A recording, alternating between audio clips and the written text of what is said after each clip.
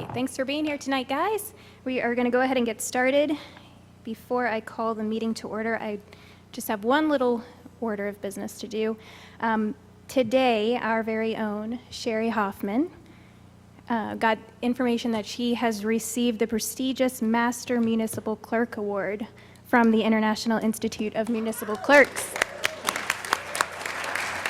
Very proud.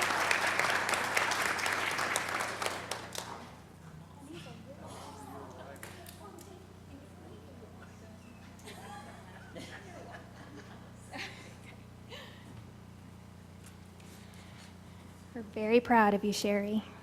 We're very blessed to have you. Excuse me, may I interject something? Of course. I believe Sherry was Clerk of the Year for the She state of was. Kentucky last year. She was. So what comes after this one? She said this is the best it gets. She's done. She's the top of the chain here. All right. All right, let's go ahead and call the meeting to order, and we need some roll call, please. Mr. Burke? Here. Mr. Cahill? Here. Miss Kyle? Here. Mr. Skidmore? Here. Miss Sudkamp? Here. Miss Cahill? Here. Mr. Meyer? Here. Miss Skidmore? Here. Miss Pitts? Here. Mr. Nicely?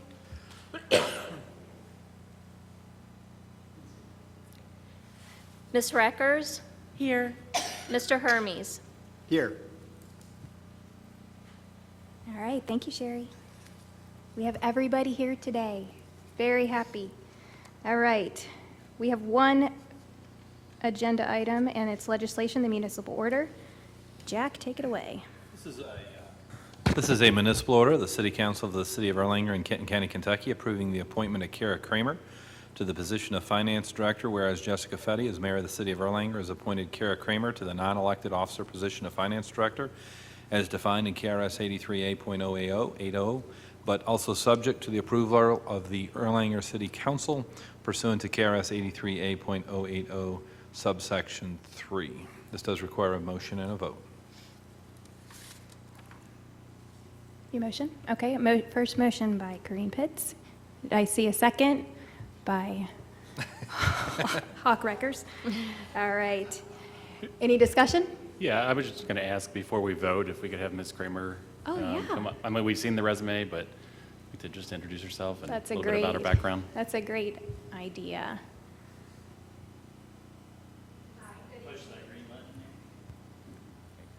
Can you hear me?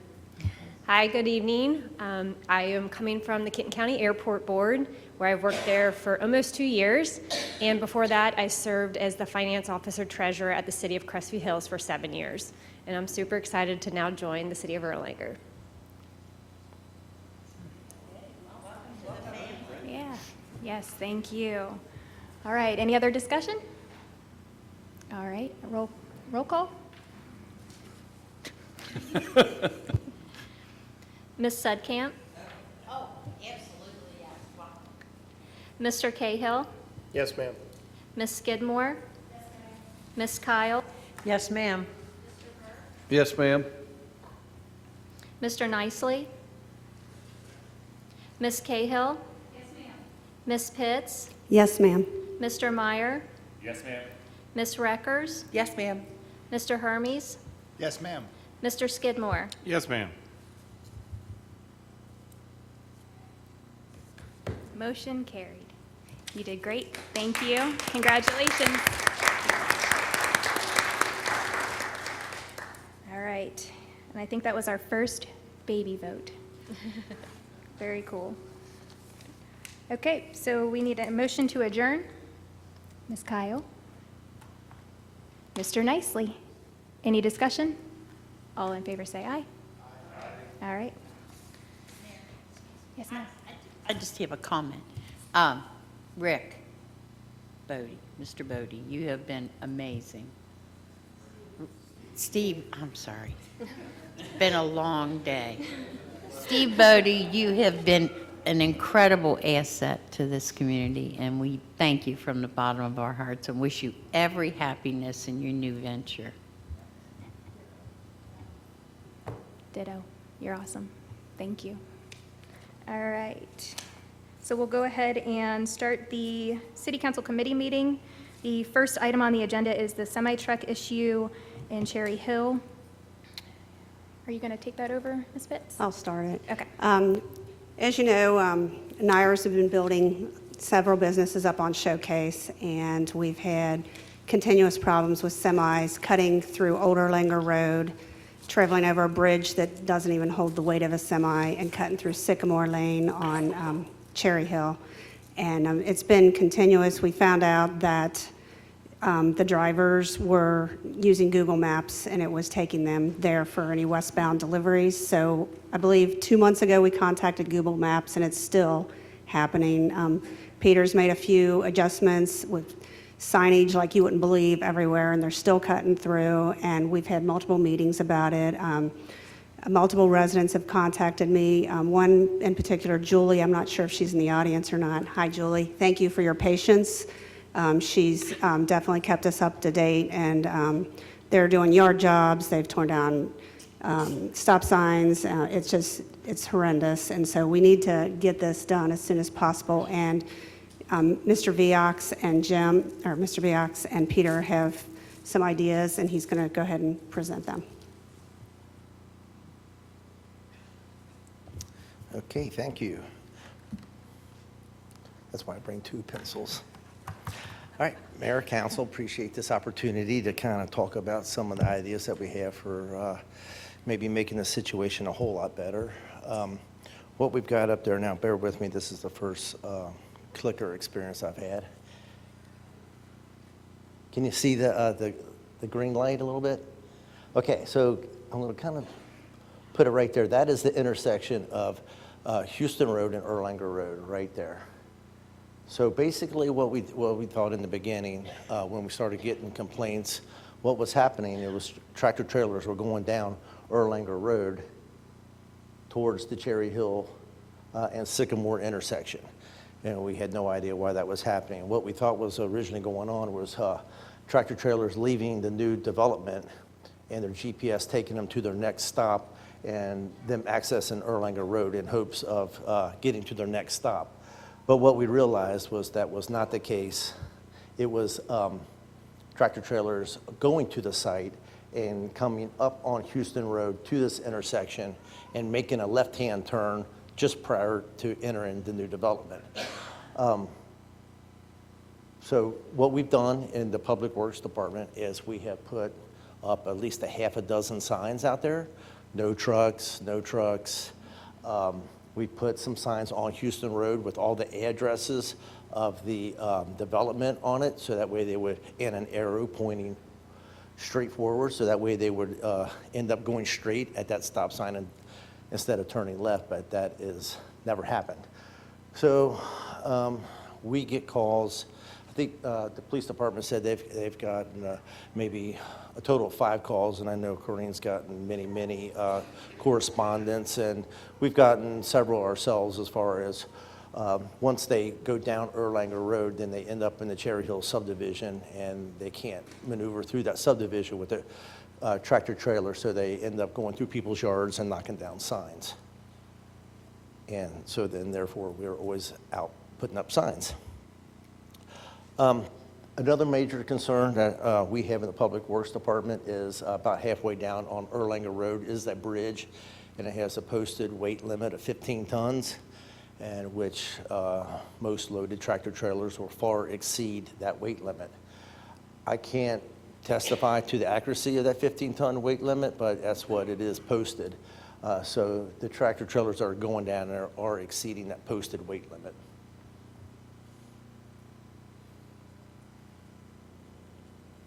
And you can see here with this intersection, that's the Houston Road, Erlanger Road to the left. Sorry that it's not so clear. But you can see that it's wide open, so tractor trailers are easily taking a left at that turn and accessing Erlanger Road. And none of the signage that we've put up has ever even affected them at all. We had a crew out there maybe a week ago doing some work at the other end of Erlanger Road, and during a 2-hour span, they've seen 3 tractor trailers coming down there. One went up through the subdivision, one turned around at the end of Erlanger Road, and one backed all the way down Erlanger Road back to this intersection with the police department help. So as crazy as it sounds, it happens quite frequently. And that's just another picture of what we have out there. This is an old photo, so it doesn't show the current signage that we have up. But you can see just kind of how undefined that intersection is. There's no curb, there's no gutter, there's really no defined shoulder. It's just completely wide open. So what we've done is we've looked at different ways of restricting traffic. You know, what are the things we can do? So one idea was turning Erlanger Road into one-way traffic from the Cherry Hill subdivision going towards the Houston Road intersection. And then another suggestion is defining this intersection. So what this represents here, it's kind of hard to see, and your handouts kind of more clearly show it. But what it is we're proposing putting on a curb, a box curb, a pinned-on curb along the edge of the existing pavement, around and then down 100 feet or so down Erlanger Road on both sides of the street. So you can see this line here represents a box curb. So which is just, it better defines the intersection. And then another thing we're doing with VOX's recommendation, we're looking at what type of radius to put on this corner right here.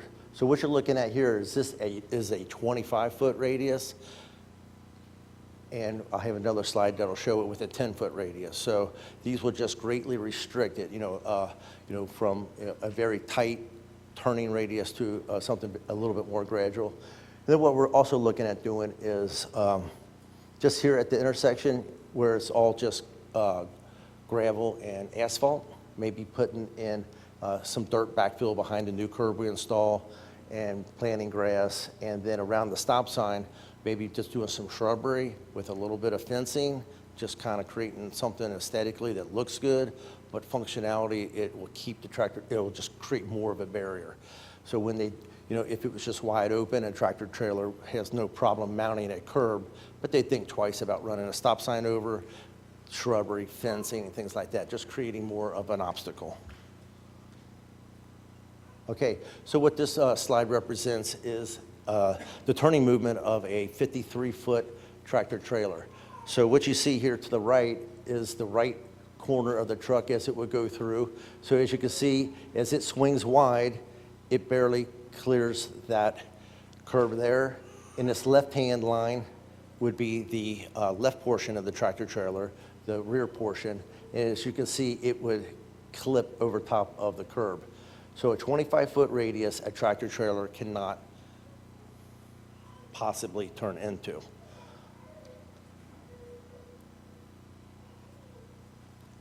This one here represents, this line here in the bed is represents the 25-foot radius, and then what we show here is the 10-foot radius. So you kind of can see how it even more comes to a point restricting the tractor trailer movement.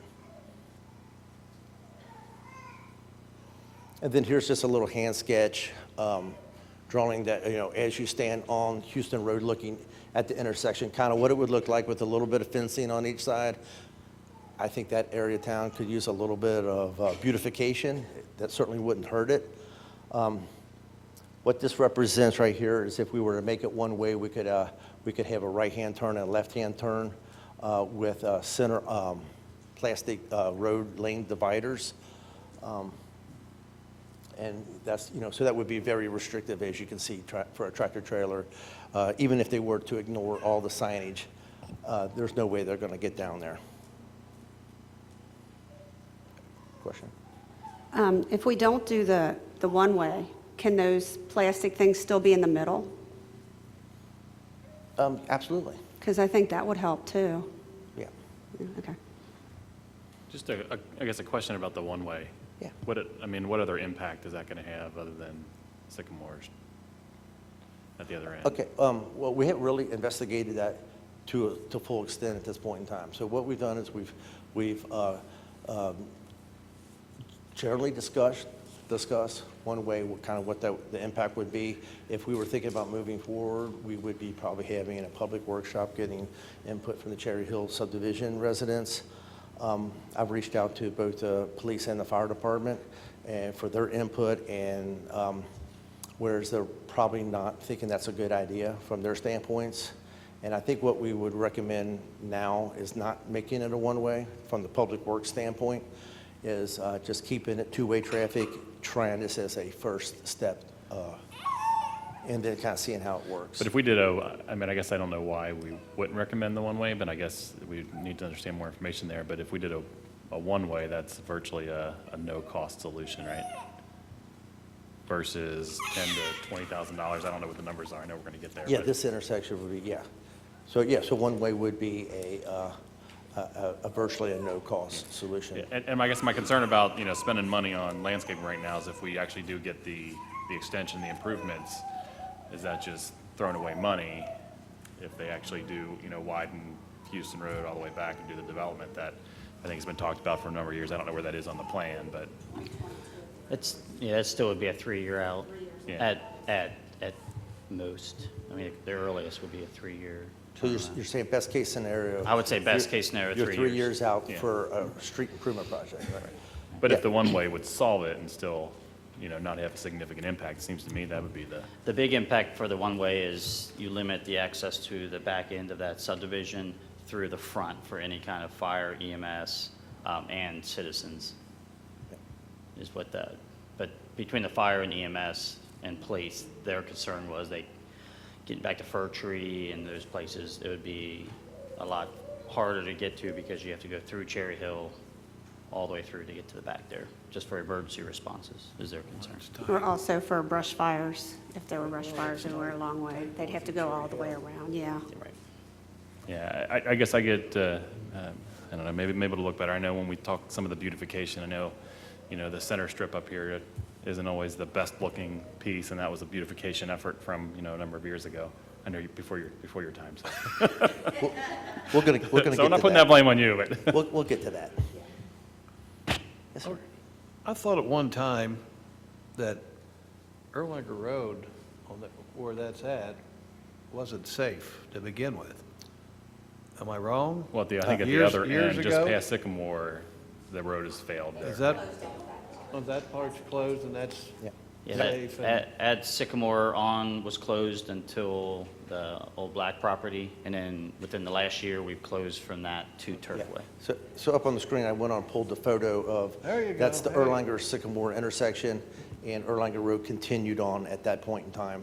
And it's, there's 2 spots down in there where it's sloughed off into the creek, so it's unpassable, All right, that's. unfixable just make sure we're with at a the right. minimal Just, cost. I guess, a question maybe this is a question for Chief Whitaker.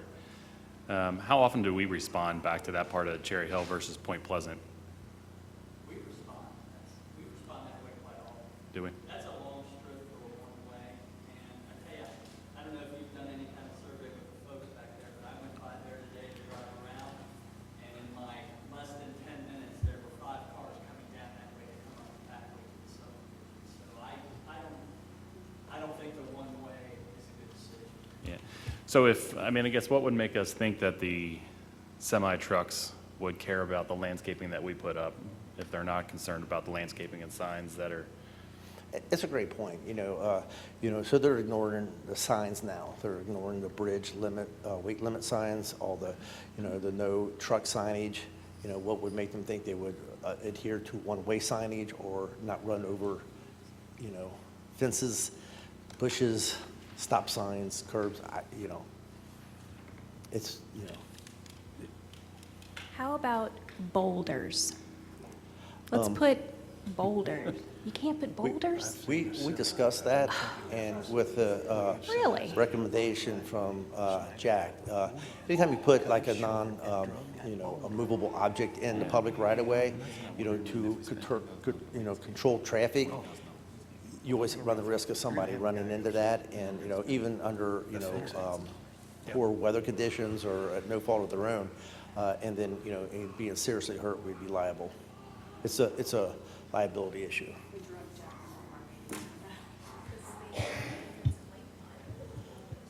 How much do stop sticks cost? It's not the sticks, it's the 18 wheels that we're replacing.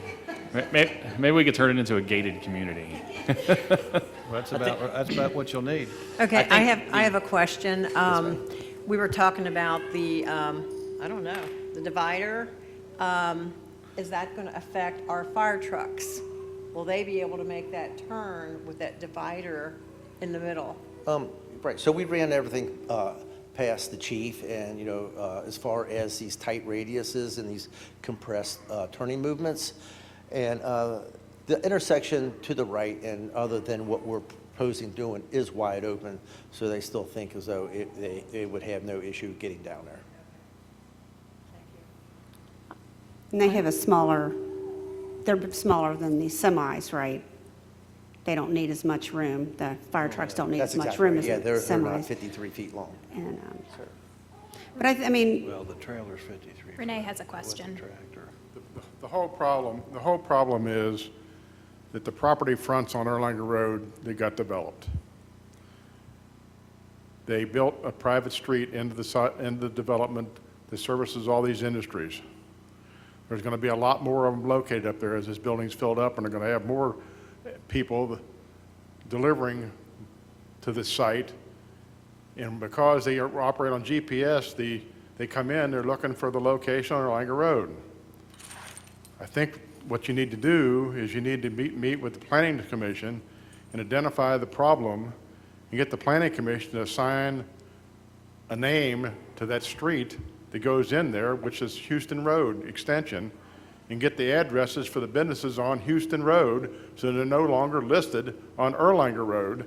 And then with the GPS system, once they identify that, they'll start following up that street instead of trying to turn down Erlanger Road looking for something that's not existing on Erlanger Road. But the Planning Commission doesn't recognize the road because it was a private driveway into the development, and all those sites up there were actually serviced by frontage on Erlanger Road. Now, Erlanger Road from Houston Road up to the interstate, we've got it closed. Actually, the site that's up there is actually fronting on that road. You can't turn up there because we got it barricaded. But nobody else is using it, so that they can't get up there, so they're looking for the site down the other direction. And once they get down in there, they can't turn around. We heard somebody had to airlift one of the trailers out of there. The bridge doesn't have enough capacity to carry the loads on it, and eventually we're going to have a problem with the bridge. Our trailer's going to go through it. And the radius down there at the corner, that's a very steep road, Sycamore. Only reason Sycamore is there is because Cherry Hill developed partially in Boone County and partially in Erlanger. Erlanger insisted, the Erlanger Planning Commission, before we had a Kenton County Municipal Planning Commission, Erlanger Planning Commission insisted that Erlanger have a direct access from Erlanger into Cherry Hill, into the Cherry Hill section, and you didn't have to go through Boone County to get to it. So that's why Sycamore exists, but it's about 16% grade, too steep for those trucks. Even if they make the corner, they can't hardly get up the hill. And that's why they actually got grooves in the pavement back there. There's not enough room to turn around, and the hillside there is almost vertical, so to increase the radius to allow them to get up in there if they got lost would be very expensive. I think that we need to figure out a way to get the Planning Commission to assign addresses for those businesses that are going to locate up there, and all those buildings are going to be up in there, to have addresses on Houston Road, and then I think it'll solve itself.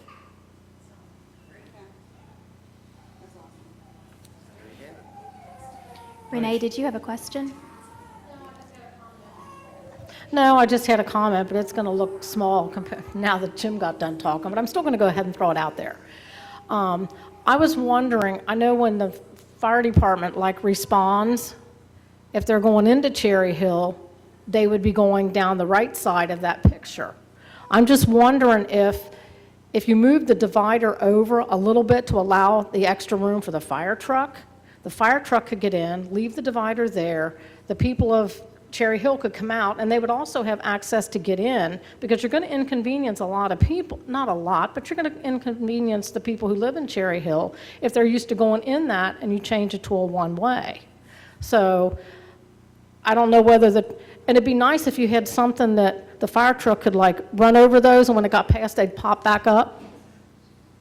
I'm not an engineer, obviously, but that might be an idea too. So, did that make any sense? Absolutely. Yeah, so we have to make it accessible for both the police and fire departments, and, and I think keeping it, two ways for the Cherry Hill residents would be ideal at this point in time as well.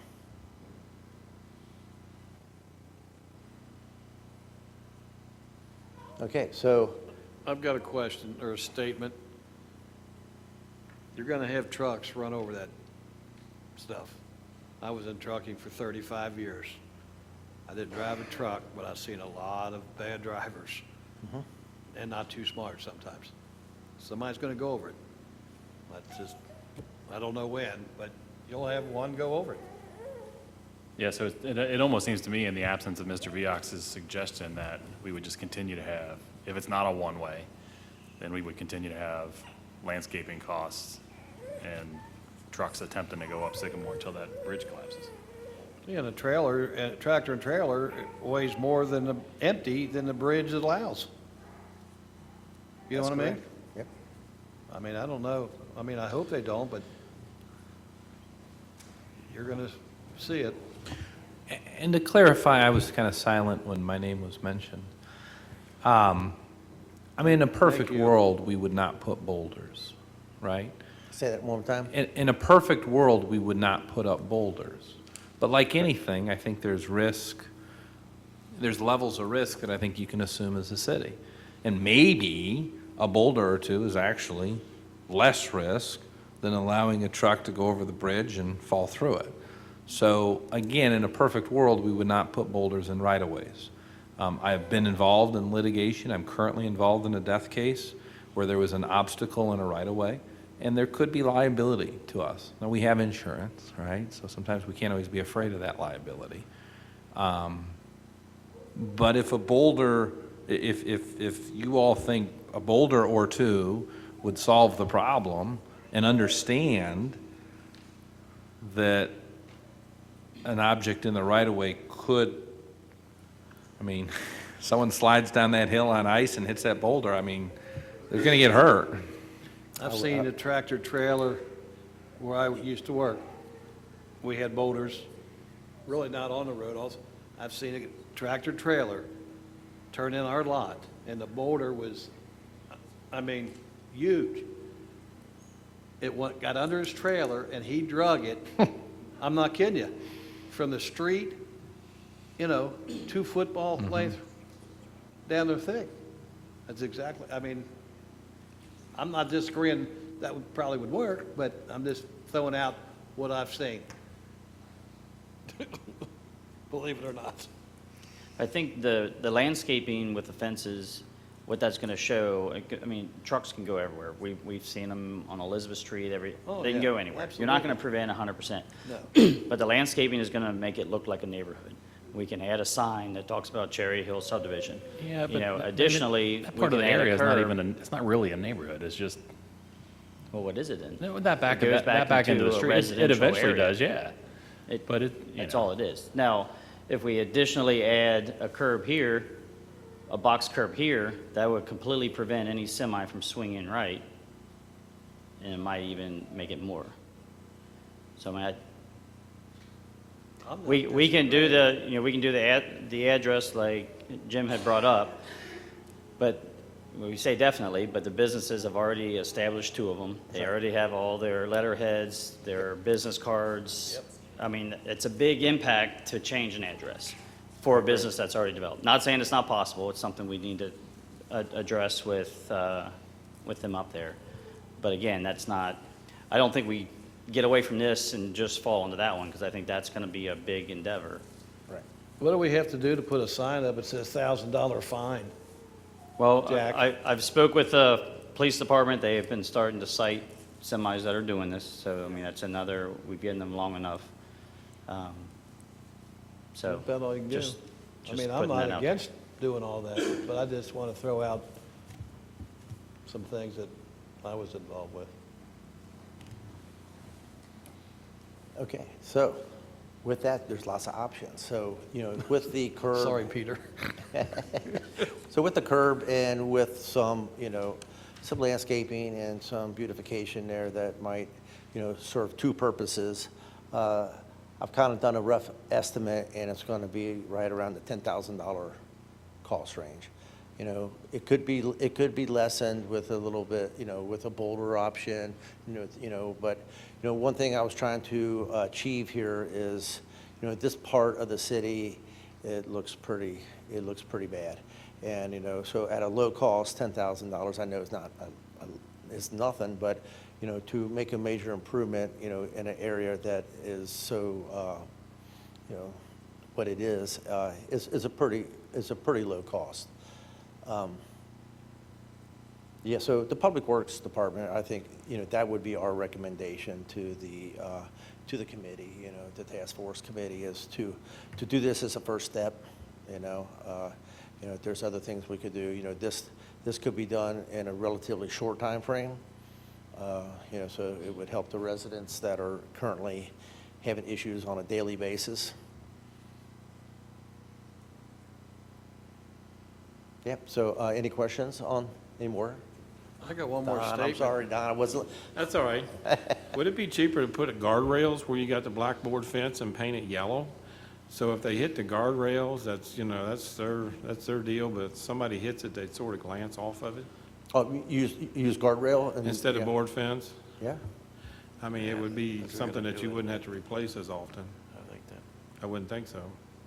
yep, that's another option, Yeah, but that'll look like hell. yes. I know we've got the half dozen signs that say, no through traffic. Yep. What about detour signs? Do you think they'd be more receptive because they're more positive versus don't, more like do? Well, I don't know, I don't know how we would do detour signs without it affecting the general public as well. The no tractor trailers signage, no truck signage affects the truckers and, the residential You know what people. affects it? Putting a sign up that says bridge 12 foot tall. That's a fact. Maybe we should put a bar across I'm there. just telling you, that's, their 13.6 is what they need to go through. Yeah, okay. Put a sign up says bridge, or, 12 foot tall. We could That put an won't I-beam go. across the front of the street and at Did- 12 foot tall, paint it yellow. Good. Another great idea. Now, I've seen some go through and tear the tops off their trailers at underpasses, but, I mean, it's just, Okay, so hold on one second, okay? So the 18-19 budget has money to allow for this to happen? 1920. No, the July. current budget. Current budget. It does not. 19, 20, yeah. So it would be Next July month. 1. Two Okay. weeks from now, I'll have the money. Okay. My thought process is, let's go ahead and do it. Let's forget the idea of the one-way. Let's do your plan. It's $10,000. I agree with you on the beautification of that area. It could drastically change that area for the citizens that live there. Well, you got people We going put up to the that the home, curb. too. I'm sorry? You got people Oh, going yeah, up that's an entranceway to how many new jobs, new businesses we want to sell. We want to, have the new tenant in the third building of the Showcase Cinema property.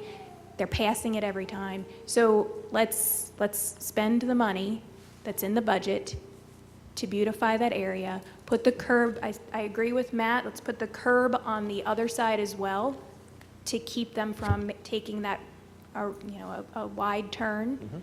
And I'd say let's do your plan. Okay. So let me ask this question. If we're just going to do the plan, then why are we bringing it to the council? I mean, I know that, you're certainly within your authority to do that because it's less than $20,000. We don't have to go to bid, but Well, but I guess we were just talking about it. yeah. And having a presentation on, to present it to the public and say, hey, this is the option that we're looking at, this is what it's going to cost, these are the design we're looking at. In reality, it doesn't need a vote on council. No, I agree. no, I It's an understand that. executive function, and if it's in the budget, let's just move forward with it. We wanted input. we wanted input from everybody and to let them know how, the severity of how quickly Well, we need to do and this. And I was going to ask about, a traffic study if, I mean, what's the reality of potentially even making Sycamore a dead end, shutting the whole part of the street down? Well, again, I mean- that, I think, affects police and fire. Yeah, and the people that live there. No, I understand. That's why I was commenting on the traffic study. If it's truly, just a few cars that are actually going that way, maybe it's not as much of an impact. But I do like the idea of the guardrail. Ooh, I don't. If you painted you could paint it a different color. Ugly. You could make it so that it wasn't so ugly. But if they hit metal, they're going to stop a lot quicker than if they just hit a board. All right. I appreciate it. I appreciate Thanks. the Thank you, presentation. Peter. Thank you for your hard work. Excuse me. I believe must go through with Jim's idea. Oh, yeah. That's an excellent Well, point. we have to look at that from what Matt said. So the businesses that are already up there, all their documentation, all of the stuff that Al Nyers put together, the TIF, everything has that road on it currently. So there would be a tremendous process to go through. It's still worth looking at. Well, and it might not be a big deal, but just thinking about it from a business that's been in operation for a few months, that's a lot of money they put into it. Now, we may bring it to their attention, and they say it's no big deal. But I'll look into that, and I'll report on that next time, okay? Okay, the next item on the agenda is a presentation by Sarah Benedict. Welcome. Thanks for being here. Thank you. Appreciate it. Yeah, okay. Thank you, Mary Fetty, councilmen and women, Mr. Kramer, Mr. Gatlin, and Mrs. Hoffman for affording me some of your time this evening. My name is Sarah Benedict, and I'm a resident of Erlanger. It has recently been brought before the council to consider a reduction in the number of council members. This was based upon data that compared Erlanger's 12 council members to the number of council members in other cities in Kentucky. Tonight, I would like to address an additional consideration, which is the population of Erlanger in comparison to other Kentucky cities. Generally, population is an important factor in determining the number of elected officials, and after compiling this data, I've discovered that Erlanger has one of the highest populations compared to other council cities in Kentucky, which is one reason I'm asking the council to not open the door to a reduction of council size. Yeah, there we go. However, first I need to clarify some things, because I know it's been said that some cities have 4 council members, or some have 12 council members, and the truth is that under the mayor-council plan, there can be no fewer than 6 nor more than 12 council members, according to Kentucky Revised Statute 83A. So for any city that is governed the same as Erlanger, they will have only between 6 and 12 members, and the other number would be a different type of government, namely a commission, alderman, or manager plan. Okay. To better explain, these are the different types of cities in Kentucky. There's the first class, and all other classes are now called home rule. Under the home rule, a city can be one of 3 types: commission, mayor, council, and manager. And by the way, I'm just reviewing this to basically show how the cities are different and to compare and wouldn't really work. So, let's see here. Because there's a lot of differences between them. To name a few, the council plan, as you know, has a clear separation of powers. There's the executive branch, which is the mayor, the legislative branch, which is the council, and the mayor only votes at meetings as a tiebreaker. But under the commission and manager plan, there's no separation of powers. The members share the legislative, executive, and administrative powers, and the mayor acts as a voting member of the meetings, not just as a tiebreaker. Additionally, there are separate laws that regulate the different types of government for the cities in Kentucky. And so that's just what I was showing, because, oh, you can't see it. Anyway, because when I did this data, so I'm about to show you some data that compares populations with the cities in Kentucky. I eliminated all other cities except for the 216 mayor council cities. and that's why I went through all that stuff that you probably already know. So to come to this number, I started from the Kentucky League of Cities and cross-referenced each city to confirm what type of government they had. This little address. There's a list of them, all 216 of them that have the mayor-council plan. And there's some raw data. This is a list of those cities with their official 2010 population, because that's the last official one, census. And then their council member numbers, right? And then the populations for each city is actually really easy to find. But to find the number of council members, it's really difficult. So I've emailed each of you, and let me know if you haven't received an email. It has basically a list of all the references of each of the cities that, like the websites that I visited, to find out these numbers, because I'm trying to be like as transparent as possible. So you'll notice on here there's a large number of cities with 6 council members in that third column. Well, when I made this, it was actually colored, so it went to all meshed together. But anyway, so, and here's the remaining cities of the 216. Yeah, Bremen City, Rochester City, and South Carrollton City, they didn't have enough people to run for city council to have 6, the minimum. So I put them down as 6, and the reason why I did that is because they had, I know like South Carrollton did appoint 6. Look at them, they only have 184 residents. But they did appoint 6 people to their city council. And then, so here's basically more user-friendly version of it. There's 193 cities out of 216 with 6 council members. All right, there's 5 cities with 7 council members, 8 cities with 8, 2 cities with 9 council members, 1 city with 10, there's no cities with 11 council members, and there's 6 cities with 12 council members. And so to look at this, you'd be like, well, 193 out of the 216, why would Erlanger need more than 6, right? But then I found the populations. And out of 216, also 193 cities have under 10,000 in their population. And most of them have only a few hundred. Well, a lot of them, I wouldn't say most of them. A lot of them only have a few hundred or a few thousand residents. And then 7 cities have between 10 and 12. 1 city has between 12 and 14,000 people. 3 cities have between 14 and 16. 3 cities between 16 and 18. And there's 9 cities with a population over 18,000, and as we know, Erlanger is one of those populations with over 18,000 people. I was actually pretty shocked to find out that we're like that high in population in comparison. Let's see here. So yeah, I mean, I hate to say opinions, but in my opinion, I mean, if any city were to have the most council members, it seems logical to me that it would be a city that has that many residents. It's a lot. And these are just not based on data. They're just general other considerations that I asked the council to look at.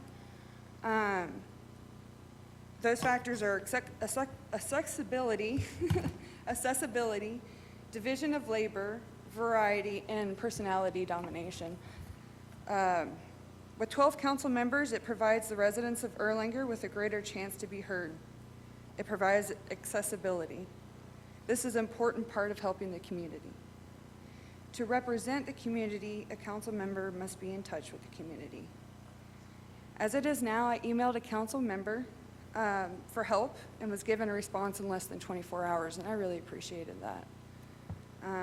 But reducing the number of council members would most likely reduce accessibility, mainly because there would be less division of labor, I assume. I'm not a council member, obviously. If a council member is doing twice as much work and dealing with twice as many emails or twice as many concerns, then most likely each individual resident will receive less one-on-one time.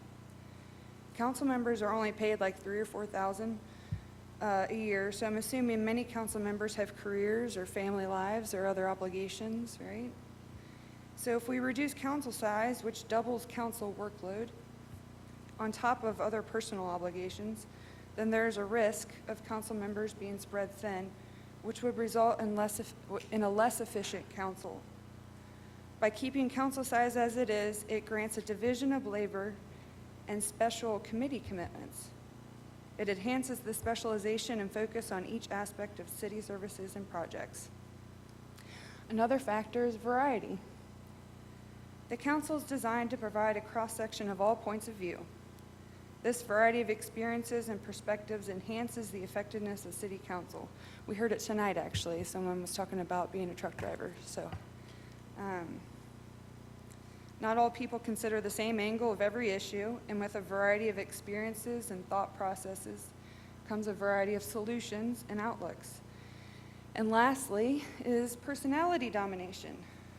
The issue of council size will affect future generations. Keeping that in mind, I'm not necessarily talking about this council. If there was a reduction in council size, there is a risk of one person's opinions dominating others. It is easier to sway 5 others than 11, but a large number of members would provide greater oversight and more checks and balances. So, keeping all the data and other considerations in mind, I ask the council to not open the door to a reduction of council size.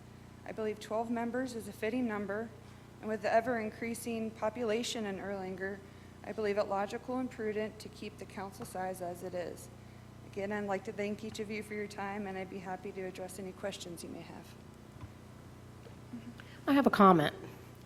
Of the 6 cities that have 12 members, Erlanger is not the highest paid of those 6 cities. Because I did that research. I did that research 2 years ago as my article that I submitted to the newspaper. And of course, since I'm over 65 now, I have no idea what the information was, but I could look it up. But I know that Erlanger was not the top paid of those 6 cities. I think she wants a raise. Ms. Benedict, I have a question for you. Yeah. You mentioned there's 9 cities with populations greater than 18,000. How many of those 9 have 12 council members? Have 12 council members? Yes. Ooh, that is a good question. Oh, It's 6. I just did that data. it's 6? That's what 6 based of on your 9? data, I was curious which Well, 6 where they were. It's not 6, because there's only 6 total in Elizabethtown, Radcliffe, Oh, and that- Madisonville. or- Yeah, over No, 18,000. my bad. It's 1, 2. Erlanger and Hopkinsville at 31,000. Okay. There you go. So 2 of 9. I apologize. Anything else? Yes. Thank you. Go ahead. I certainly have a few questions. If nobody, I'll let anybody else go. Excuse me. I just wanted to thank you for your involvement, and I want to see your name on the ballot. On the ballot? You care about Erlanger. That's the first and foremost thing you have to care about to be a council member. I agree with you, Patty. Think about that. And I don't say that very often, but. Yeah, yeah. Yeah, I certainly appreciate all the work that you've done in here. I know how time-consuming it is to find all that council information, and I certainly appreciate all that. I mean, that means a lot. And I also appreciate that you put this presentation together, because now I know I'm not the only person in Erlanger that cares about the council size, even if we disagree. So, I think you may have expected that I might have some questions for you and might have some comments, being that I was the one that brought this to council. So back in the beginning of the presentation, you talked about and you mentioned at the end as well, that the population is growing, so you think it would be good to have the 12. And you're saying more so because of the items that the key points that you hit, the face-to-face, accessibility and division Okay. of labor, and yes. Okay. So I know on Locust Avenue, there's two different precincts there. So where do you go to vote? I'm actually on Locust Street.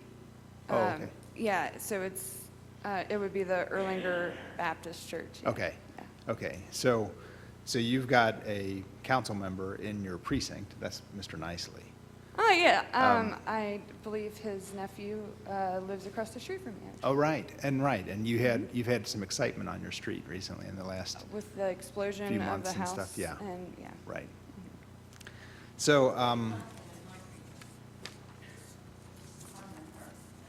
what was that? Give me 1 second here. Sorry. There we go. Okay, so you, with the face-to-face, your personal experience, are there council members that you address face-to-face? Yes, I have, actually. Okay, good. That's Which good. Councilman Nicely, was when I first came to my first council meeting, he actually was out here talking to people, and I went up and said hello to his nephew, and I talked with Excellent. Councilman Nicely. Good, good. There's other council members, too, that live near you. There's Ms. Sudkamp, there's Mr. Burke, and they live pretty close by. And I think that's one of the nice things about this section of Erlanger. Is there anybody else that have you ever contacted? You mentioned an email. You've contacted council members before to address an issue? Yeah, I don't want to You don't have to say who. it was, but yes, I have. I mean, unless Good. the person wants to say, hey, it was me, I don't care. And There you go. Okay. And I listened to some of the things she had said, and I asked her, how do I go about doing this, because I care about what's happening, what the Good. council says. And so, okay, so she helped get you, Yes. okay, great. So would you mind if I ask this? And if you don't feel comfortable answering it, that's okay. Would you mind if I asked how many council members did you vote for in 2018? In 2018, Yeah, I actually didn't vote. I had lost.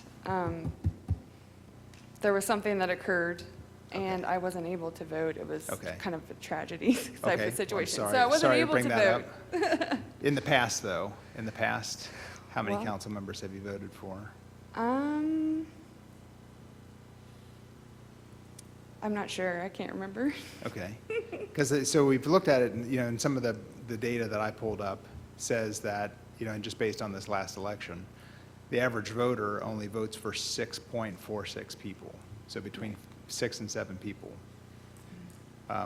There are very few people who vote for 12 council members. And I don't think it's necessarily because they don't care. I think it's more so because they really don't have the interest in trying to vet 12 people for city legislative body. Do you think that they have, this is going to sound weird, do you think that they would have interest in city council at all, or do they just not have interest in all 12 people to vote for? And that can actually be addressed with maybe getting people involved with council. With their, let's say, hey, this is affecting you, like the different issues that I know a lot of people are caring about happening right now. Hey, this is going to affect you, and do you know about this, and type of stuff like that, and get people involved in the voting. Yeah, and I think that happens to a large degree, but I think people will look into, like that, maybe that 4 to 6 or 7 people that they are going to try to make sure they get on city council. Right. Well, I do know the minimum is 6 that a council can Right, have. right. So it'd be 6. Yeah, and I don't know if you're referring to my presentation, but I was including commission as well. Commission. Yeah, and I think that also skews those numbers a little bit as well, because a lot of the cities that are bigger are a commission style of government, and there's only 4 representatives. Yeah, I actually looked up the Covington, and Covington is a commission, right? So you think, well, if there was 4 commissioners, then why couldn't Erlanger handle 6, right? I did look on their website, though. They have like 18 different boards and They actually have like of citizens that are paid, and they have meetings where they determine like the 2:30 a.m. Permit, like they're really specialized. And so I wondered, to balance those four commissioners, are all those boards needed? And I didn't know if that's how it was in, larger cities. So I'm not sure. And I'm not either. Okay. I wouldn't even call myself an expert here in Erlanger. Well, I'm definitely not. But working on it. Okay, so, I think talking about the face-to-face part of it, I think that is, I think it's important. I don't know that it would be different if there was less council members. And, I'll expand on that a little bit more. I'll go through the rest of these two. The division of labor, this is a tough one. And there really isn't any labor in the legislative body. I didn't know. I'm obviously, I don't have that experience, so But- I just assumed. But people do get involved with boards, and we've got committees as well. And Well, Ms. Hermes, I'm going to disagree that there's no labor involved. I mean, I know that there's been It's a labor of ton love. of work. Yeah, maybe labor of love, yes, but there is a lot of work going into a lot of these task force and subcommittees. I do not want to discount all the work that everybody else is doing. Okay, I don't either. But I will say this, with 12 people, I mean, in my observation, it may make it easier for some people to do nothing and to kind of hide in the mass. If there's fewer council members, there's less room to be able to hide, and not do anything. It's going to be more apparent if you're not an active member of city council. And so that was one of the other reasons why I thought it might be better with fewer. Regarding the variety, I think that's not necessarily guaranteed if you have 12 or if you have 6 or 8 or whatever the number is. I think there are quite a few members of this council that have a lot of the same views. I mean, we've got some from the same families and things like that as well. So that variety is sometimes difficult to guarantee. They don't have to have the same last name to be related, Tyson. Thank you. Yes. Oh, And Tommy and I don't always agree. and that's true. I'm not saying that, but yeah. So thank you. And then as far as the personality domination, that's tough. I mean, that's kind of just like conjecture. I mean, there's no data that really supports that. And I don't know that if you look at a lot of the bigger cities that have 6, or a 4-person commission, it's not like you really see that a lot in the news, like, one person steering everything. That website, I mean, I'm sure, because it's videotaped, anyone could find it. That's, I believe, the National Conference of State Legislators or something like that. That's where I got those points. In general, I summarize them into those 4 different points, but those are saying the advantages of a larger representative size. And so there are, on that reference, though, also the opposite. So you could go there and you could see the benefits of a smaller council size, too. And so I just wanted to highlight that reference because it could go either way. Okay, I'll check that out. Thank you. Well, again, thank you for taking the time to do this, and thank you for letting me put you on the hot seat for a minute. I'll summarize real quickly some of the other reasons why, why I had brought this forward. Most of the larger cities, as we're becoming a larger city, have 8 or less council members. With fewer council members, it makes it harder for each council member to get elected. They have to work harder to become elected. I think that makes more dedicated elected officials, and it makes the value of the seat or the position that they hold higher. So, dedicated representatives that value the position, serving the public, and desiring a better community. the way I would foresee that goal. So, Councilman Hermes, so you wanting to reduce the number of council, or talk about the reduction of council, I don't want to put words in my mouth, is basically to get people more proactive as a council member. That's the Yeah, reasoning. maybe more involved, yes. More involved. Mhm. Okay. All right, I was just asking. Yeah, thank you. Yeah. 12, why is some of these big companies that has billions of dollars, they don't have 12 directors? You're talking about board of directors? I am not Okay. a business owner, but Yeah. I think you know someone who is. But this is something else too. How to get more people on council. Mm-hmm. Pay them more. Don't come along with love. Everybody likes money. Give them more money, and you're going to get more qualified people on it. Well, that'll come around if you reduce. I don't know about Now, that. wait a minute. Not to be a thorn in any argument, but there are some cities, even in northern Kentucky, that the council people are either unpaid or get paid $75 a meeting. Yeah. So there are considerably less municipal bodies that pay-wise than Erlanger. Yeah. So- In other words, you let don't me- think more money would bring more people in? I don't think so. You It's don't we're do public this servants. job We're for here to serve the money. public, Don. You don't take this job for money. I have served this city for 40 years in October. So you do it for love? You're right. I love my community. Well, I'll tell you what, as one member, I challenge you all to just go to $1 a month, our salaries. Fine. I won't go anywhere. I We'll take bet a you'll vote run on it. out the door. We'll take a vote. Well, that's why I hate to be the bearer of bad news, but we can't change our pay, right? It'd only be We effective can for change the the next next yeah. council pay, but The you're more next than council. welcome to donate that money. I've got a number of great charities that would love to have it. Well, I do too.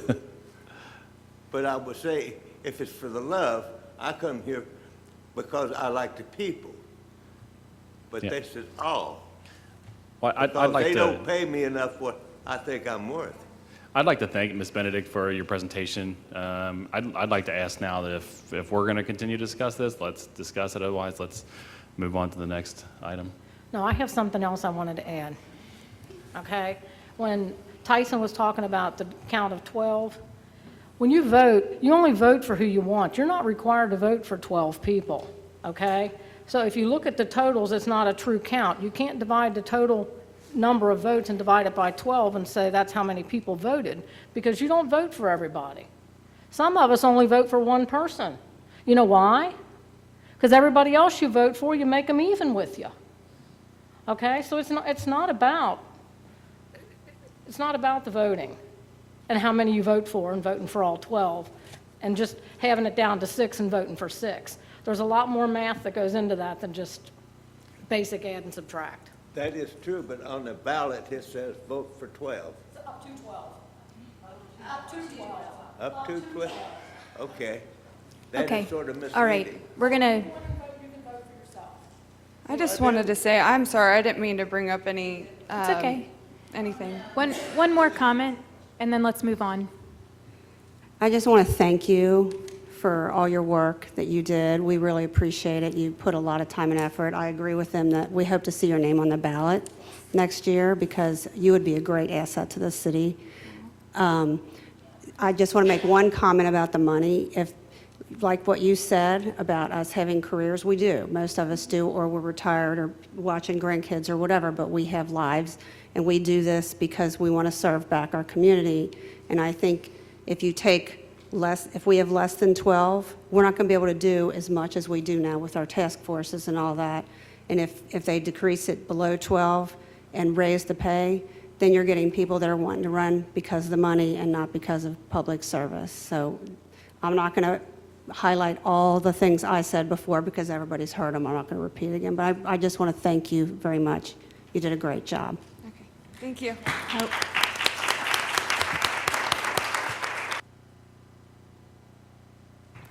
I guess I want to just add one other thing.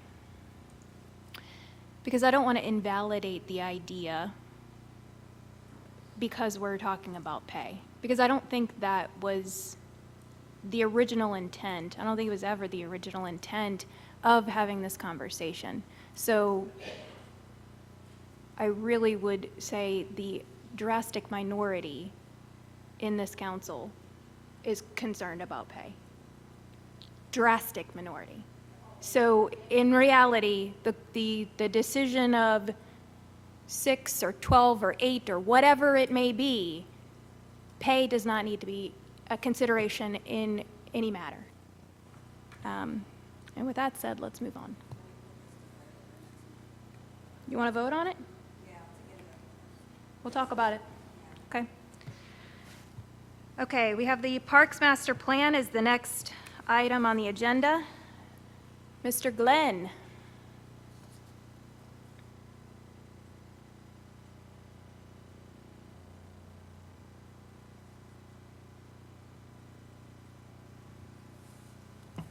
All right, thank you. So what this is, just a quick little briefing update on our park master planning efforts that the city is about ready to embark upon through the Public Works Department. So basically what I wanted to do is just put on a little presentation, kind of like where we're at, how we got here, and where we kind of want to go. So first things first is kind of a park overview. You know, I still consider myself a newbie here, so you know, some of this information is maybe new to me and everybody else. So basically, Erlanger has 12 neighborhood parks. They range in size and amenities, you know, from flagship down to Rainbow Center Park, so on and so forth. We have baseball, soccer, basketball, sand volleyball courts. 3 of our parks have restrooms, 3 parks have shelters, and 1 park has tennis courts. We have asphalt trails, a little bit of asphalt trails, and some grass trails, especially down to Doe Run Lake, which is also a grassy trail.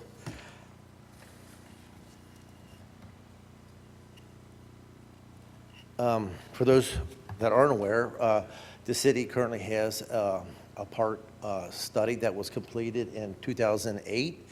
It was done in-house, and it was what it was a survey. So the city sent out a survey to residents near and around existing parks for their input on an array of things.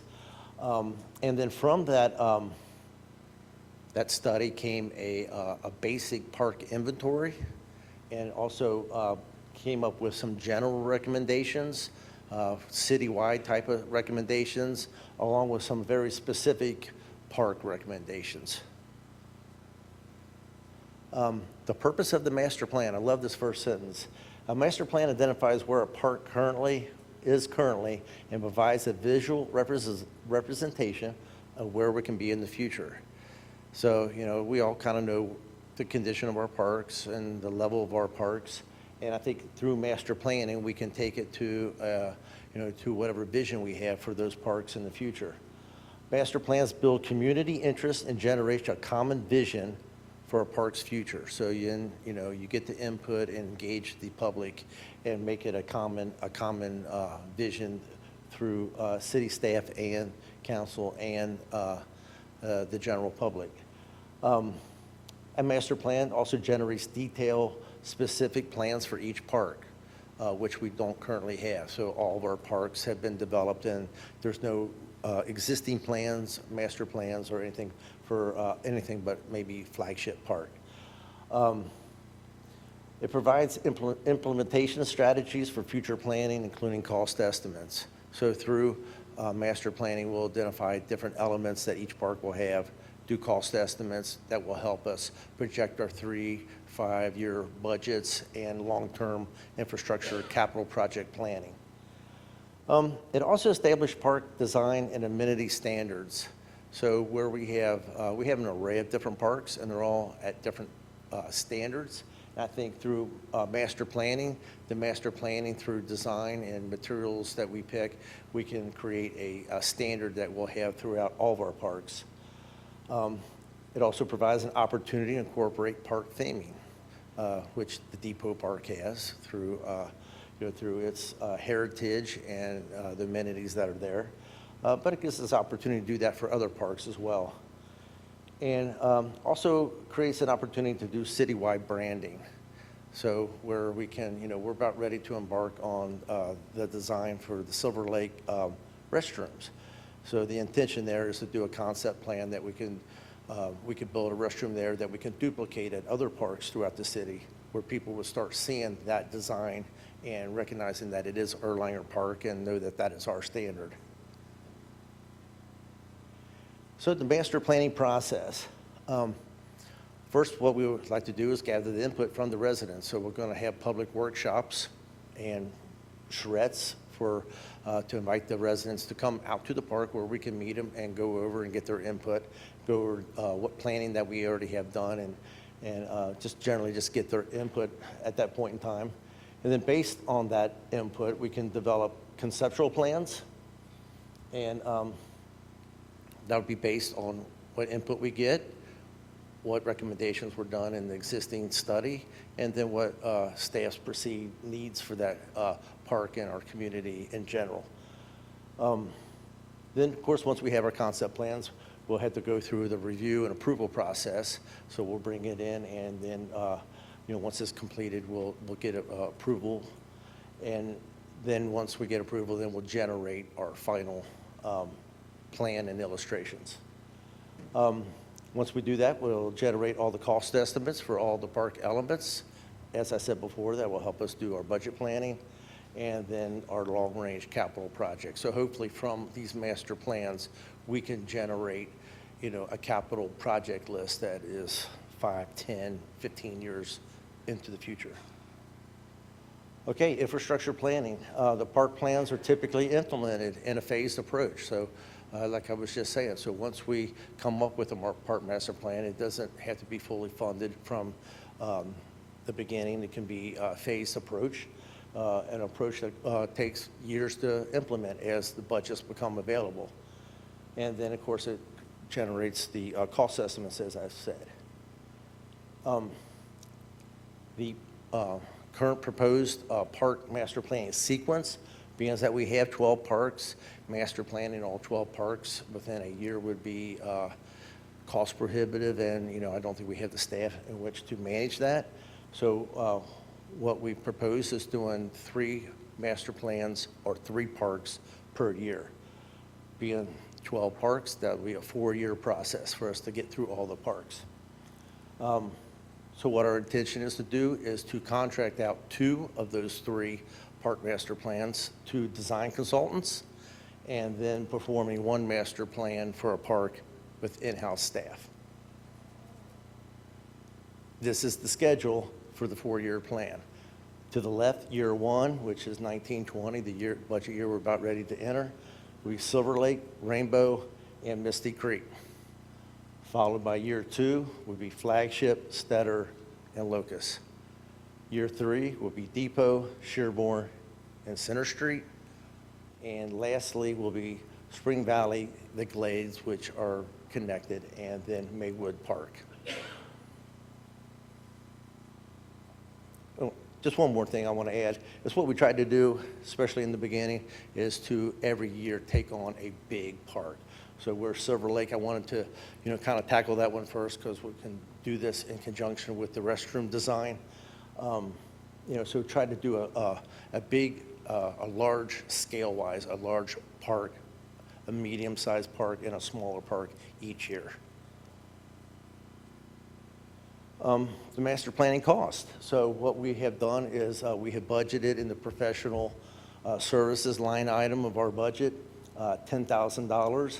And like I said, that will be to pay for 2 park master plans, whereas the other one will be in-house and a 4-year process again. And that's it. So any questions on our master planning process? I've got just a question. Yeah. Do we already have firms lined up to do that design? We That have doesn't seem like a we lot have- of money, so. Say that one more time. $5,000 per park doesn't seem like a great deal of money. Yeah, so we're trying to figure out how we can get to do that in several different ways. So we've got pricing from Vioxx's firm, and then we've also got pricing from PDS. And so we're trying to look at different ways we can do that cost effectively. Yes, ma'am. Is Jacqueline Drive now Stetter, or don't you include it? Or is it just not a park anymore? It still is a park, it just goes by multiple names. Okay, Yes. Stetter, is it? It is Stetter, yes. Okay, all right, just curious. As part of this process, is there any hope or intention of making other shelters reservable? Or is that something up for discussion? No, that won't be part of this No. process, so that's more of a programming need. So, we're just kind of thinking about, more functionality and an amenity master plan. But, yeah, and I was thinking about it more from that, that as we're planning those things, if that meant, more design or more capital or different structure to accommodate something like that. And I'm asking about this because I'm in the process of planning a party, and I had to actually leave the city of Erlanger to do my party because I couldn't have a shelter that I was guaranteed to be able to get that would accommodate what we were looking for. So I'd prefer to stay in city when possible. And I look at, like Edgewood and President's Park and just the wonderful facility that, that they have back there is just amazing. Yeah. That's just something I would love to see, Well- something, a big marquee park. I will say that part of the master plan of those parks will be many wonderful shelters in that plan. Thank you. Any other questions for Peter? Okay. Thank you very much for all of your hard work on this. Great, thank you.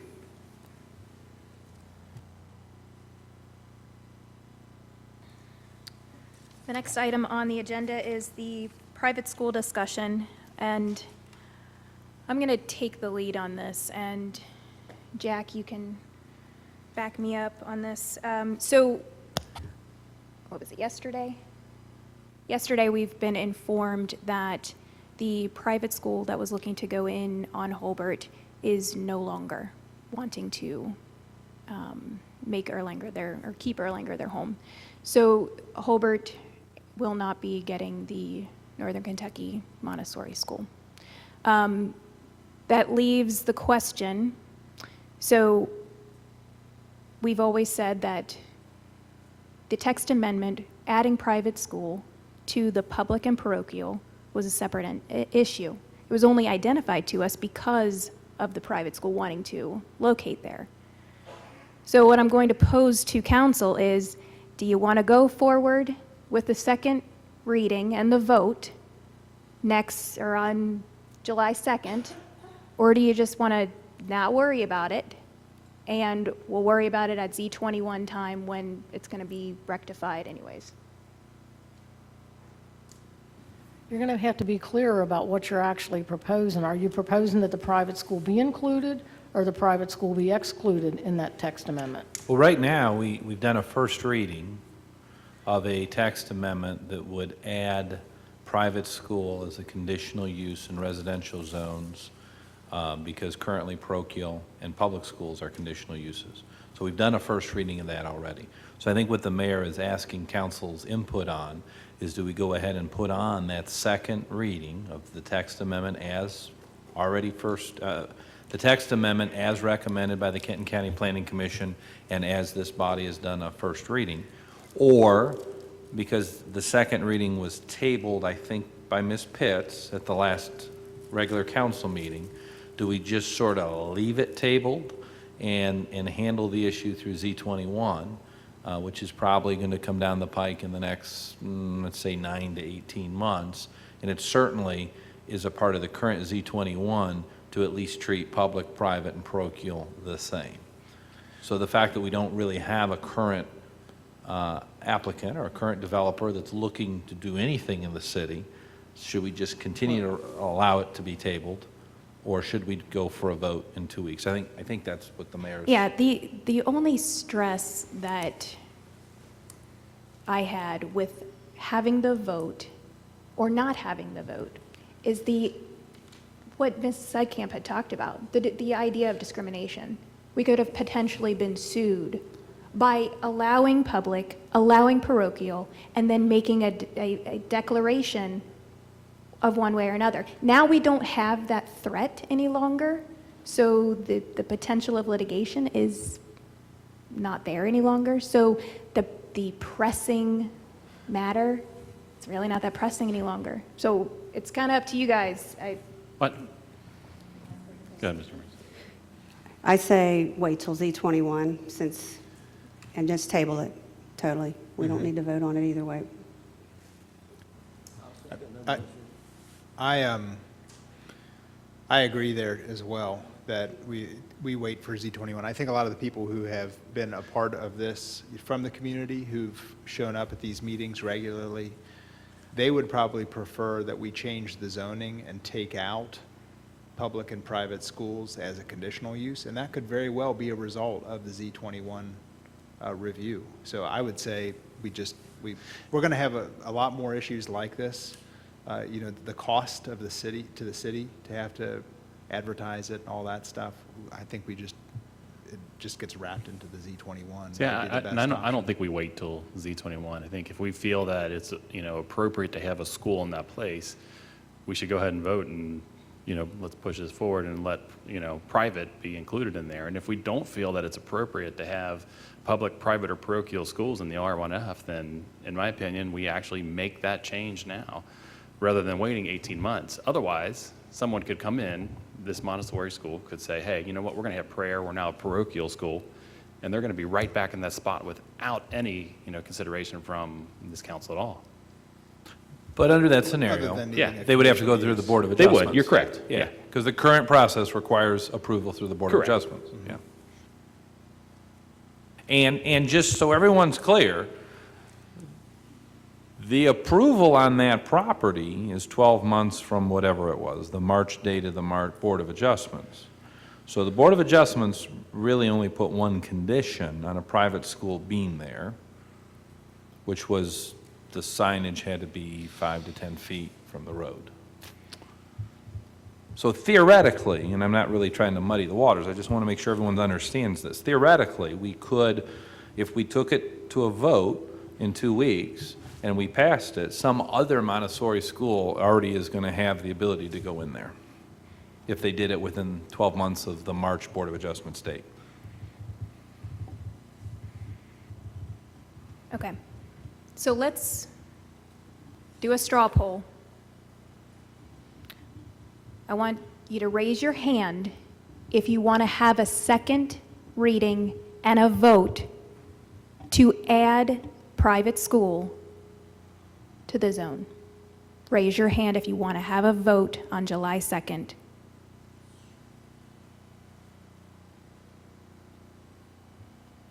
Sorry, Gary. It's all right. All right. What? It's closed. While we're still on this then, I mean, if that's the feeling that, private school is not appropriate in there, I'd like, maybe we talk about it now, or we go forward and look at removing public, private, and parochial completely from R1F. Because if we're saying that it's not appropriate to have a private school, then we really should be looking at the entire piece. And I don't think waiting till Z21 to strike it out at that point makes sense to wait potentially 9 to 18 months, and then, potentially be having these conversations again with another school. Just to understand, public schools are exempt from zoning. No, I understand that, yeah. So it'd really be just parochial that we would be tackling. Yeah, but we're saying generally we don't believe it's appropriate to have schools in that space. I mean, that's... And so the process would be on that, we would go Yep. back through the text amendment process. Yeah. And then we would have an application for a text amendment back in front. KCPC would make a recommendation, we would come back for a first and second reading.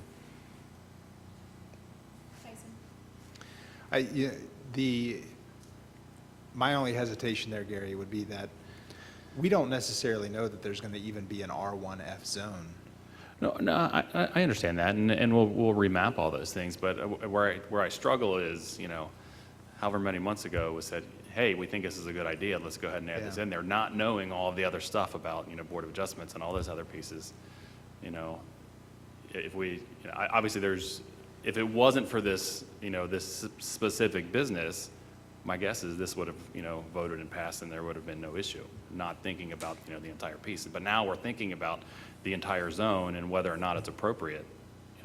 Yeah, sure, we're going to remap those things through Z21, but, I'm concerned that, I don't want to spend another, how many months continuing to talk about this. If we don't feel it's appropriate, we're in the position to make the recommendation for a text amendment to remove that language as a conditional use from R1F and whatever other zone we feel appropriate at that same time. I don't think we should sit on our hands and wait until there's another issue that's brought up. I think we should act. I think we need to fill the gap. We need to fill that gap and exclude it from being allowed. Oh, yeah, there is.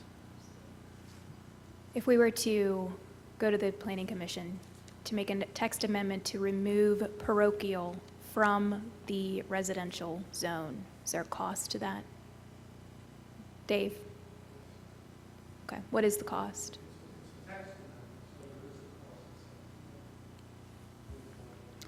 Okay, so it's just $240 and our time.